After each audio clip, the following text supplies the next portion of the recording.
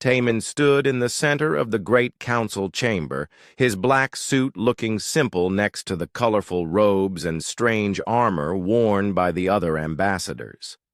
The chamber was huge, with seats arranged in circles that went up toward the ceiling, like a stadium. Each seat held a different alien species, and their eyes were all looking at him. He had been to many meetings like this before, but today felt different. Today, the Velcron Empire had called an emergency session. Taman knew this was not going to be good news for humanity. High Commander Velthar rose from his seat near the top of the chamber. The Velcron was tall and thin, with pale blue skin that seemed to shine under the lights. His voice was cold when he spoke. The Velcran Empire has been patient with the human colonies for too long, Velthar announced. His words echoed through the chamber. We have tried to work with these creatures, but they refuse to see reason. Taman felt his jaw tighten, but he kept his face calm. Behind him, So Young shifted in her seat. She was taking notes on her tablet. But he could tell she was angry too. They both knew what was coming. The colonies on Kepler 442b, Ross 128b, and Proxima c sit on planets rich in rare minerals that our empire needs, Velthar continued. These worlds were discovered by our scouts long before humans arrived there. We have the right to claim them. Ambassador. Thelani from the Zephyrian Republic raised one of her 4 arms. High Commander, the Galactic Council has already ruled on this matter. Those colonies were legally established by humans according to the Settlement Charter of 2341. Velthar's large eyes turned to look at the Zephyrian with what humans would call disgust. The Settlement Charter was written when we thought humans were a civilized species. We have learned better since then. Murmurs ran through the chamber. Some aliens nodded in agreement, while others looked uncomfortable. Taman noticed that most of the species that agreed with Velthar had never actually worked with humans before. What exactly are you saying, High Commander? Asked Gorth, the Glothak trade representative. His voice sounded worried through his translation device. I am saying that the Velcron Empire formally demands that all human colonies in the mentioned systems be evacuated within 72 standard hours, Velthar said. The humans may take their personal belongings, but all infrastructure, mining, equipment and colonial buildings will remain for proper use by the Empire. The chamber exploded with noise. Aliens started talking loudly in dozens of different languages. Some stood up from their seats, while others activated their communication devices to contact their home worlds. Taman waited for the noise to die down before he spoke. When he finally opened his mouth, his voice was quiet but clear. No. A simple word cut through all the remaining chatter like a knife. Every eye in the chamber turned to look at the human ambassador. Velthar's pale face seemed to get even whiter. What did you say? I said no, Taman repeated, louder this time. The human colonies will not be evacuated. We will not abandon our homes because you demand it. So Young looked up from her tablet. She had worked with Taman for 3 years and had never seen him this calm when he was angry. That was usually a bad sign for whoever had made him angry. You cannot refuse a direct demand from the Velcran Empire, Velthar said. His voice was getting higher. We have the strongest fleet in this part of the galaxy. Our technology is far beyond yours. You are barely more than animals that learn to use tools. Maybe, Taman said with a shrug. But we are animals that know how to say no. Ambassador Keth from the Mindari Collective leaned forward in his seat. The Mindari were known for being smart and careful about everything they did. Human ambassador, Perhaps we should discuss this more carefully. The Velcran Empire is not known for making empty threats. Taemin turned to look at Keth. Neither are humans. That got more murmurs from the crowd. Some of the aliens had heard stories about human stubbornness, but most had thought they were just jokes. Velthar was getting angry now. His hands were shaking as he pointed at Taemin. You think your primitive species can stand against us? You come from a backward world that most civilized species would not even visit. Your technology is centuries behind ours. Your ships are slow and ugly. Your weapons are crude. All true, Taemin agreed. But our colonies are still not leaving. Then, you force us to take military action, Velthar said. The Empire will not be defied by lesser beings. So Young finally spoke up. Her voice was calm and professional. High Commander, might I ask if the Velcran Empire has ever studied Earth's classification in the Galactic database? Velthar looked confused. Why would we study some primitive world? Because, So Young said, standing up next to Taemin, if you had looked, you would know that Earth is classified as a Class 12 death world. The chamber went completely quiet. Even the translation devices seemed to stop humming. Ambassador Thelani was the first to speak. A Class 12? Are you certain? Very certain, Taemin said. Our world tried to kill us in every way possible for millions of years. Ice ages, volcanoes, earthquakes, floods, droughts, and animals that thought we looked tasty. We learned to survive anyway. Velthar looked around the chamber and saw that many of the other ambassadors were now looking at him, with something that might have been concern, but he was too proud to back down now. It does not matter what kind of world you come from, he said. You will evacuate those colonies, or we will remove you by force. You have 72 hours. Taemin picked up his briefcase and started walking toward the exit. So Young followed him. At the door, he turned back to look at Velthar. High Commander, he said, you just made a very big mistake. As the humans left the chamber, Ambassador Keth turned to his aide. Contact the Mindari Collective immediately. Tell them to move all our ships away from human space and send a message to our colonies near Velcran territory. What should the message say? The aide asked. Tell them to prepare for a war. Curie stood on the observation deck of the Colonial Administration Building, looking out at the farming valleys of Kepler 442b. The red sun was setting behind the mountains, painting the sky in colors that still amazed her even after 5 years. On this world. In the distance, she could see the lights coming on in the small towns where 50,000 humans had made their home. Her communication device beeped. She touched the screen and saw Wu Jin's face appear. The Velcran fleet just dropped out of hyperspace, he said. His voice was calm, but she could see the tension in his eyes. 12 ships, 3 heavy cruisers, 6 destroyers, and 3 troop transports. How long do we have? Kyuri asked. They are broadcasting surrender demands now. They want us to gather in the main settlements and wait for transport ships. Wu Jin paused. They are giving us 6 hours. Kyuri looked out at her world again. The farms, the schools, the small factories where they built the equipment they needed to survive. Her people had worked for 5 years to build this place.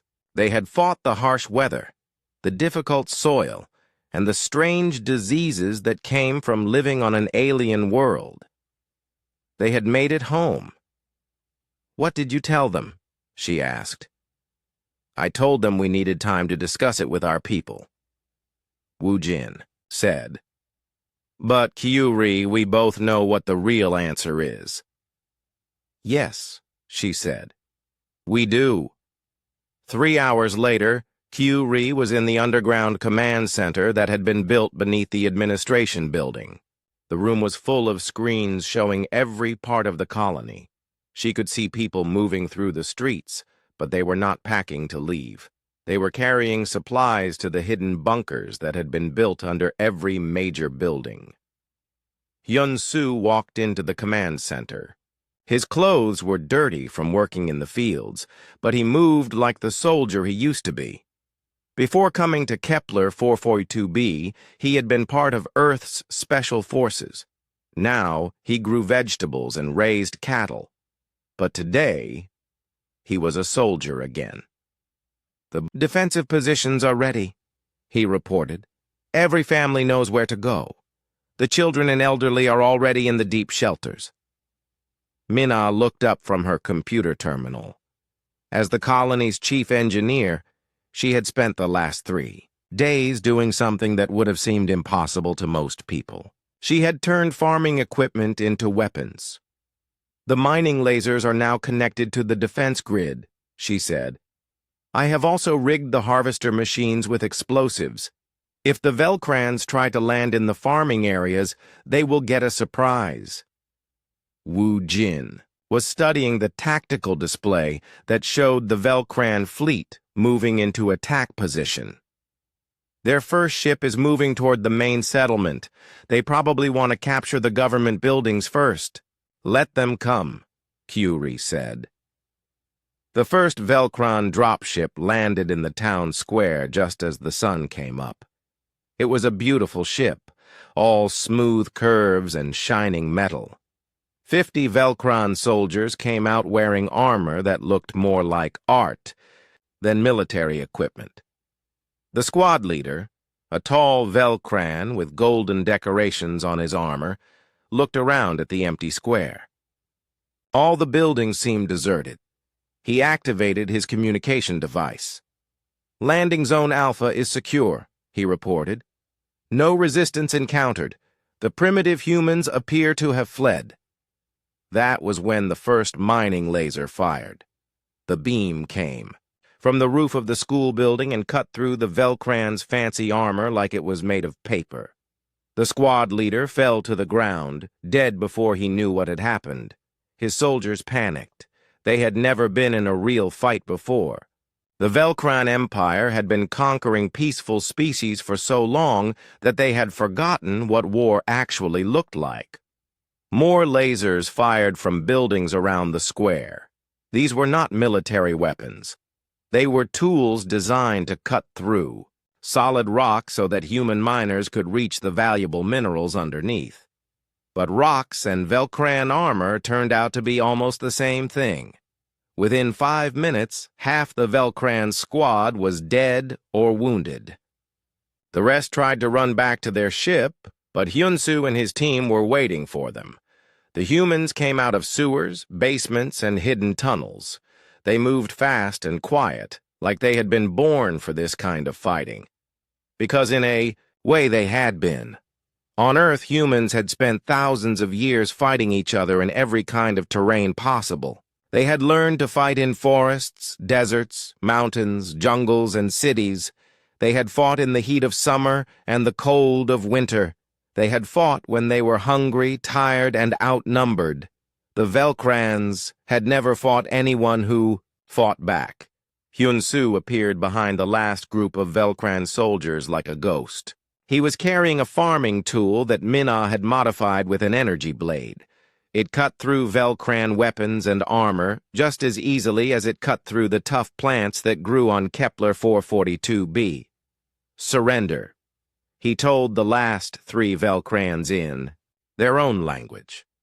He had learned it from the colony's translation computer. The Velcrans looked at him with their large, frightened eyes.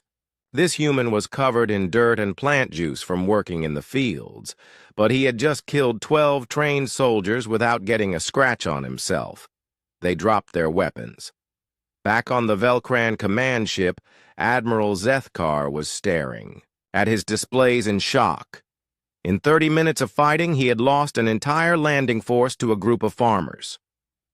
"Sir," his communications officer said, We are receiving a message from the human colony. Put it on screen, the Admiral ordered. Curie's face appeared on the main display. She was sitting in her office, looking calm and professional. Behind her, through the window, smoke could be seen rising from the town square. "Admiral," she said, politely.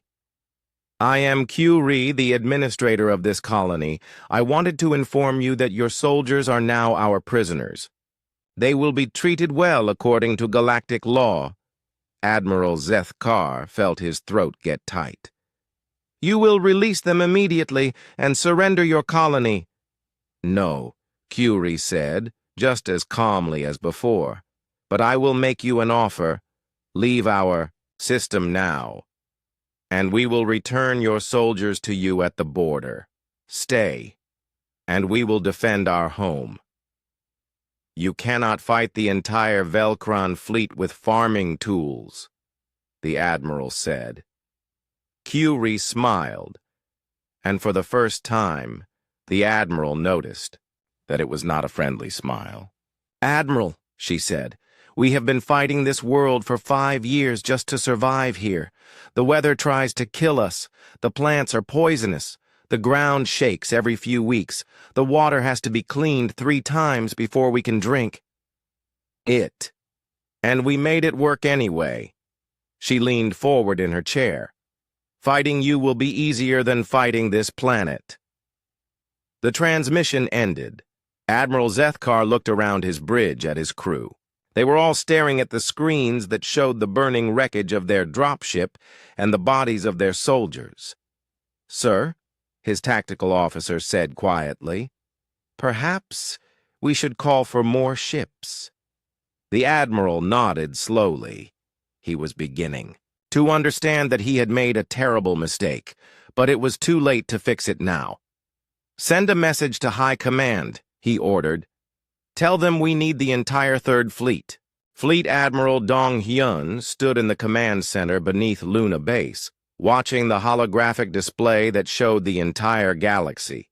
Red dots marked Velcran fleet positions, while blue dots showed human ships. There were a lot more red dots than blue ones. "How many ships are they sending?" he asked. Commander Ji-hoon, his chief strategist, touched the display to zoom in on Velcran space. "Intelligence reports indicate the entire Third Fleet, 200 ships, including their newest, battleships. And we have 47 ships that can reach the outer colonies in time," Ji-hoon said. "But, sir, I do not think this is about numbers." Dong-hyun turned to look at his old friend. They had served together for 20 years, and Ji-hoon had never been wrong about enemy tactics. "What do you mean?" "The Velcrans are making this mistake because they think like Velcrans," Ji-hoon explained. He brought up a new display showing psychological profiles. "Every species they have conquered before gave up when faced with superior force. They have never fought anyone who was willing to die rather than surrender." Dr. Yun-jin, the fleet's xenobiologist, walked over to join them. She had been studying Velcran biology since the crisis began. "Commander Ji-hoon is correct," she said. "Velcrans evolved on a garden world. Perfect climate, no natural predators, plenty of food. They developed intelligence and technology because they had nothing else to do, not because they needed them to survive." She touched the display to show a Velcran anatomical chart. "Look at this. Their bones are hollow like bird bones. Their muscles are designed for fine motor control, not strength. Their nervous system shuts down under stress." "What are you saying?" Dong-hyun asked. "I am saying they have never been in a real fight in their entire evolutionary history," Yun-jin said. "They conquer other species through intimidation and technology, but they have no idea how to fight an enemy that fights back." An alarm sounded throughout the command center. Lieutenant Sojin ran over to them with a message tablet. "Sir, we just received a coded transmission from Captain Boram." The silent hunter has reached Velcran space. Dong-hyun smiled for the first time in days. Bo Ram was the best stealth ship captain in the fleet. If anyone could get intelligence on Velcran defenses, it was her. On the display screen, Bo Ram's face appeared. She was a small woman, but her eyes were sharp and focused. Behind her, the bridge of the silent hunter was dark and quiet. "Admiral," she said, "I have good news and bad news. The bad news is that the Velcron Third Fleet is even bigger than we thought. 300 ships, not 200. "And the good news?" Dong-hyun asked. "The good news is that they are all heading toward our colonies, which means they left their home systems almost defenseless." Bo Ram paused. "Admiral, I have found something else. The Velcrans have 7 factory worlds that build everything for their empire. Ships, weapons, computers, even their food. And these worlds are automated. There are hardly any people on them." Ji-hoon looked at the Admiral. "Sir, if we could disable those factory worlds, the entire Velcran Empire would collapse within months," Dong-hyun finished. "Bo-ram, how well defended are these worlds?" "Each one has maybe 20 ships," Bo-ram said. "Old models, mostly automated defense platforms. They never expected anyone to attack them this deep in their own territory." Dong-hyun looked at the galactic map again. The Velcran fleet was moving toward human colonies like a massive fist. But they had left their heart completely open. "Commander Ji-hoon, how fast can we move the first and second fleets?" "If we use the new jump drives, we can reach Velcran space in 6 days," Ji-hoon said. "But sir, that would leave our own colonies defenseless." "No," Dong-hyun said. "Our colonies are not defenseless. They have something better than ships defending them." "What?" "They have humans. On Kepler 442b, Hyun-soo was teaching a group of teenagers how to use the mining equipment as weapons. The kids were learning fast. Too fast, maybe. He remembered being their age and thinking that war was exciting. Now he knew better. "Remember," he told them, "the mining laser has a 5-second charge time between shots. If you miss, you need to move immediately. The Velcrans will try to target the source of the beam." One of the teenagers, a boy named Tai-ho, raised his hand. "Hyun-soo, why are we fighting? Would it not be easier to just leave and find a new world?" Hyun-soo stopped what he was doing and looked at the boy.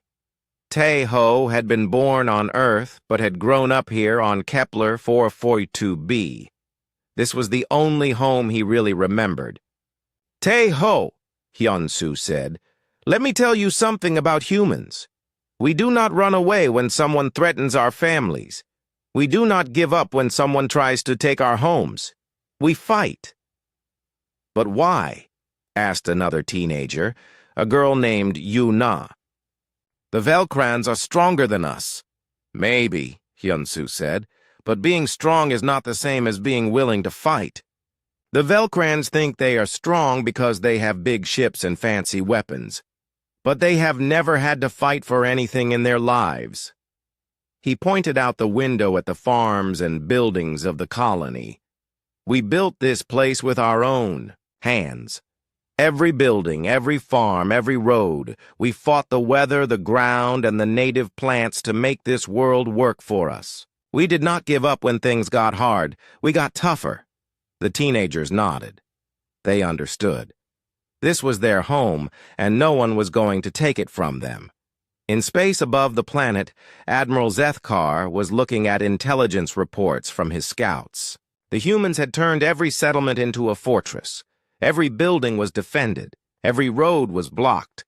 Every farm had been turned into a trap. "How is this possible?" he asked his tactical officer. "Our intelligence said there were only 50,000 humans on this world. They cannot all be soldiers." "Sir," the tactical officer said, According to our scans, most of them are not soldiers. They are farmers, teachers, engineers, doctors, but they are all fighting like soldiers. Admiral Zethkar felt a cold feeling in his stomach. In all of Velkron history, they had never fought an entire population that refused to surrender.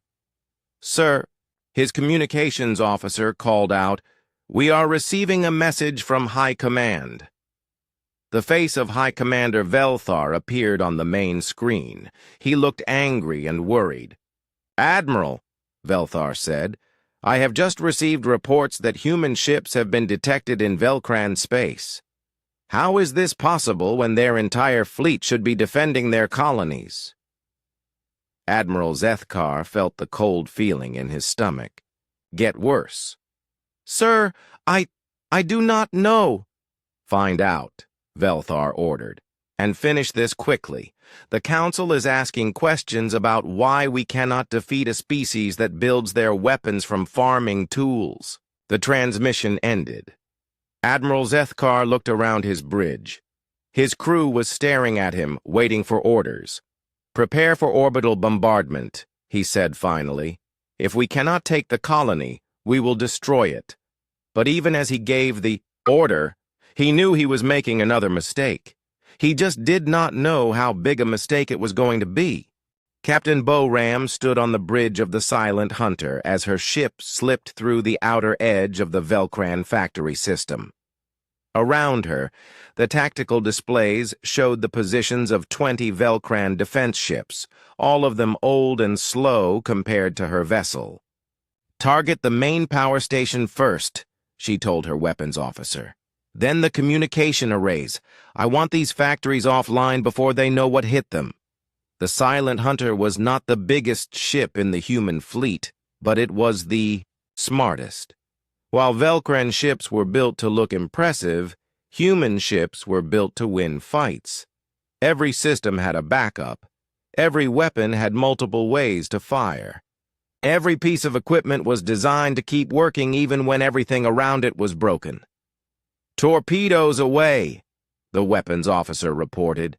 The Velkran defense ships never saw the attack coming. The first torpedo hit the power station and turned half the factory world dark. The second and third torpedoes destroyed the communication towers, cutting the planet off from the rest of the Velkran Empire. "Admiral Dong-Hyun was right," Bo-Ram said to her crew. "They really did not expect anyone to attack them here." But Bo-Ram's attack was just the beginning. Across Velkran space, human ships were appearing like ghosts. Small, fast vessels that could slip past Velkran's sensors and strike at targets deep inside enemy territory. While the massive Velkran Third Fleet was heading toward human colonies, the humans were attacking the heart of the Velkran Empire. On the factory world of Veltaran, the automated systems that built Velkran warships suddenly stopped working. Human saboteurs had somehow gotten inside the main computer and planted viruses that made the machines build useless junk instead of weapons. On Korth Prime, the food production centers that fed half the Velkran population went offline when human. Commandos destroyed the atmospheric processors that kept the greenhouses working. On Zethak Station, the main communication hub for the entire Velkran military network, human hackers broke into the system and began broadcasting something that terrified Velkran civilians more than any weapon. The broadcasts showed humans fighting Jae Sung, a human. Diplomat who had specialized in understanding alien psychology, had designed the psychological warfare campaign himself. The broadcasts showed human soldiers fighting in conditions that would kill most aliens in minutes. One video showed human Marines fighting underwater, breathing through mechanical devices while they attacked an enemy base. Velkrans, who could barely swim, watched in horror as humans moved through water like they had been born in it. Another video showed humans fighting in a desert where the temperature was hot enough to cook Velkran flesh. The humans wore special suits, but they moved and fought like the heat did not bother them at all. A third video showed humans fighting in space, floating outside their ships in the vacuum while they repaired battle damage. Velcrans needed complex, life support systems just to survive in their own atmosphere. Watching humans work in the emptiness of space made them feel sick. But the video that scared Velcrans the most was the simplest one. It showed Curie standing in the ruins of her colonies, town square after the Velcran orbital bombardment. Half the buildings were destroyed. The ground was covered with rubble and burn marks. But Curie was still there, and she was still fighting. "You can destroy our buildings," she said to the camera, "but you cannot destroy us. We have lived through ice ages that lasted for thousands of years. We have survived volcanoes that blocked out the sun. We have fought diseases that killed half our population and came back stronger." Behind her, other colonists were already starting to rebuild. Even while Velcran ships were still in orbit, the humans were refusing to give up. "This is what we do," Curie continued. "We survive, we adapt, we rebuild, and we never, ever surrender." The broadcast was translated into every language in the Velcran Empire and sent to every world, every ship, and every space station.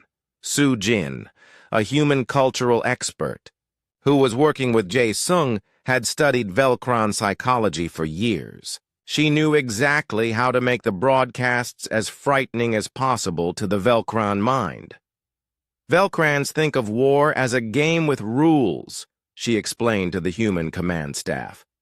"The side with better technology wins, and the losing side gives up. They cannot understand a species that fights harder when things get worse." The psychological warfare campaign was working better than anyone had hoped. Across the Velcran Empire, civilian populations were demanding to know why their government was fighting creatures that seemed impossible to defeat. On the Velcran homeworld, protests filled the streets. Citizens who had never questioned their government before were asking why they were at war with a species that could apparently survive anything. High Commander Velthar stood in his private office, watching the protest crowds through his window. His aide, a nervous young Velcran named Kethamar, stood behind him with a data tablet full of bad news.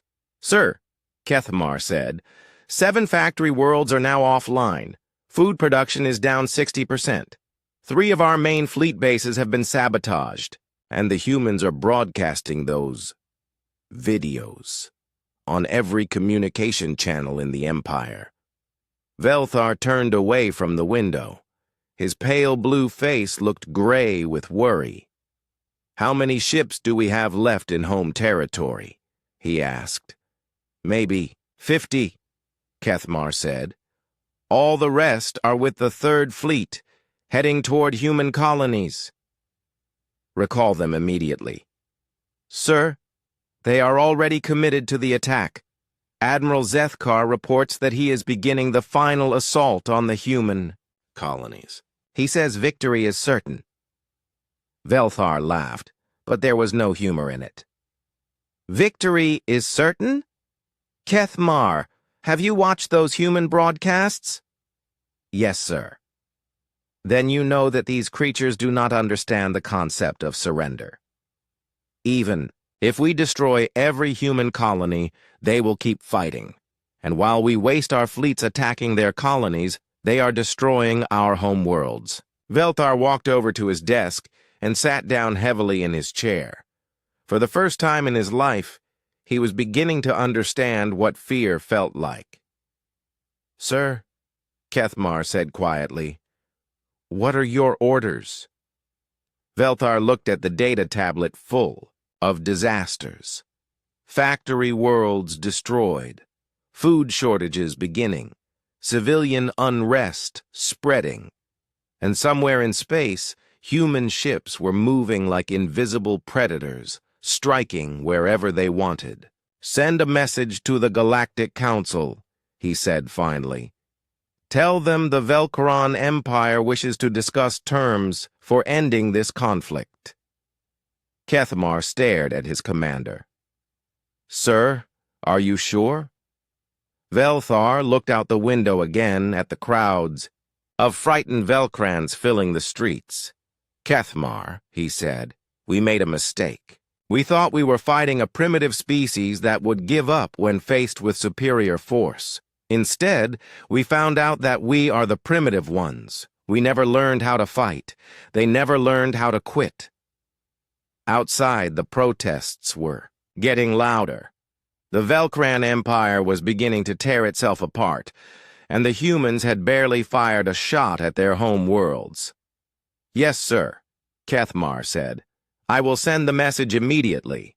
Taemin walked into the Galactic Council chamber for the second time in 2 weeks. This time, everything was different. The aliens who had ignored him before now watched his every move.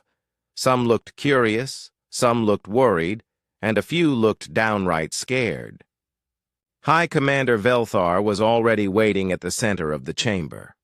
The proud Velcran leader who had threatened humanity just days ago now looked like a broken man. His pale blue skin was even whiter than usual, and his hands shook as he held a formal surrender document. "The Velcron Empire formally requests an end to hostilities with the human species," Velthar said. His voice was barely loud enough for the translation devices to pick up. We acknowledge that we made an error in judgment." Taemin looked around the chamber. Representatives from dozens of species were watching this moment. Some of them had supported the Velcrans before. Others had tried to stay neutral. Now they were all learning something new about humans. "What exactly are you offering?" Taemin asked. Velthar seemed to have trouble speaking. "Complete withdrawal from all human space, compensation for damages to your colonies, and a formal apology to your species." "That is a good start," Taemin said. "But it is not enough." The chamber erupted in surprised voices. Even Ambassador Thelani from the Zephyrian Republic looked shocked. "Human ambassador," she said, "surely this is more than adequate. The Velcrans are offering you everything you asked for." Taemin turned to look at her. "No, Ambassador Thelani. They are offering us what they think we want, but they have not learned the real lesson from this conflict." Young-Ho, the new human ambassador to the Galactic Council, stood up from his seat in the human section. He was carrying a thick document that he placed on the central podium. "The human government has prepared a new treaty," Young-Ho announced. "Not just for the Velcrans, but for all species in the Galactic Council." Ambassador Keth from the Mindari Collective leaned forward. "What kind of treaty?" Dr. Haywan, a human historian and cultural expert, walked to the podium next to Young-Ho.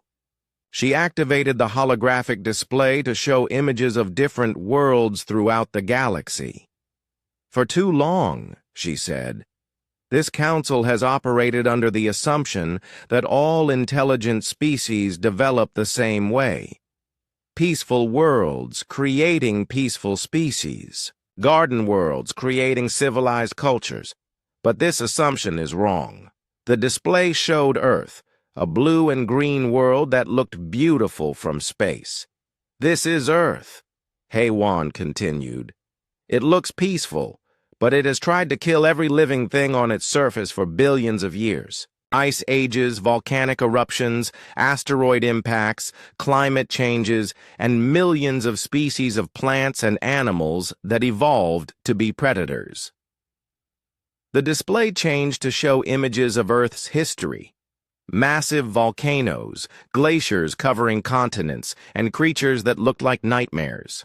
Humans evolved on a world that was actively hostile to life, Haywan explained. "We call these worlds deathworlds, and they create a very different kind of intelligent species.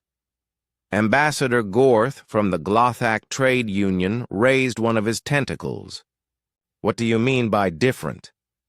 Species from deathworlds do not surrender when faced with superior force, Haywan said. They adapt. They find new ways to fight. They treat impossible odds as a challenge, not a reason to give up. She activated another display that showed psychological profiles. Velcrans, like most species in this council, evolved on worlds where cooperation and peaceful negotiation were the best survival strategies. Humans evolved on a world where fighting and never giving up were the only survival strategies. Velthar finally found his voice again. What? What does this mean for the treaty? Taemin walked over to the podium. It means that the galaxy needs new rules. Rules that account for species like humans. Young-Ho opened the treaty document. The new treaty has 3 main points. First, no species may be forced to abandon their legal colonies, regardless of military pressure. Several ambassadors nodded. That seemed reasonable. Second, Young-Ho continued, any species that attacks civilian populations will face retaliation from all Deathworld species, not just the species that was attacked. That got more worried murmurs. Nobody had thought about humans having allies. And third, Taemin said, the Galactic Council will establish a new classification system for species based on their homeworld types. Deathworld species will be given special status in all negotiations. Ambassador Keth spoke up. What kind of special status? The kind of status you give to species that do not know how to surrender, Taemin said simply. Velthar looked around the chamber desperately. This is not fair. You are using fear to change galactic law. Taemin turned to look at the Velcran commander. High Commander, let me ask you a question. How many of your factory worlds are still operational? Velthar's face got even whiter. 3 out of 7. How many of your civilian worlds are experiencing food shortages? 12 out of 20. How many protests are currently happening in your territory? Velthar did not answer. The truth is, Taemin said, we have already won this war. Your empire is collapsing from the inside because your people finally understand what it means to fight a Deathworld species. We could demand anything we wanted from you right now. Then why do you not? Velthar asked. Because, Taemin said, humans do not want to rule the galaxy. We just want to be left alone to live our lives and raise our families. But if someone threatens our homes again, they need to understand what they are starting. Dr. Haywan activated one final display. It showed a simple message in the languages of every species in the Council. Never defy a Deathworlder. This is the new rule, she said. Not because we want to threaten anyone, but because everyone needs to understand what Deathworld species are capable of when they are pushed too far. The council chamber was completely silent for a long moment. Finally, Ambassador Thelani spoke. I think I speak for many of us when I say that we underestimated humanity. The Zephyrian Republic agrees to the new treaty. One by one, other ambassadors voiced their agreement. Even species that had supported the Velcrans realized that the galaxy had changed forever. Velthar was the last to speak. The Velcran Empire accepts the treaty. 3 months later, Taemin walked through the corridors of Nexus Station again. This time he noticed that other species moved out of his way as he passed. Not because they were scared of him personally, but because they finally understood what humans represented. He stopped at an observation window that looked out at the stars. Somewhere out there, on Kepler 442b, Curie was rebuilding her colony. The Velcrans had destroyed many of the buildings, but the humans had not abandoned their home. They had dug in deeper, built stronger, and kept fighting. So Young walked up beside him. "Do you think they really learned the lesson?" she asked. Taman thought about that for a moment. "Some of them did. Others will need more time. But the word is spreading." "What word?" "That humans are not just another species that happened to develop space travel. We are something different, something that should not be pushed too far." He turned away from the window and started walking again. As he moved through the station, aliens stepped aside and nodded respectfully. Some even smiled. The galaxy had learned a new rule, and Tamin was satisfied that the lesson would be remembered for a very long time. On Kepler 442b, Curie stood in the new town square watching children play in parks built over the old battlefields. The colony was bigger now, stronger than it had been before the war. People who had heard about the human resistance had come from all over the galaxy to see the world that had refused to surrender. The memorial in the center of the square had a simple message carved in stone. "Here, humans proved that a deathworld species never gives up." Curie smiled as she watched the children play. They would grow up in a galaxy where humans were respected, not because they were the strongest or the smartest, but because everyone knew they would never stop fighting for what they believed in. And that, she thought, was exactly how it should be.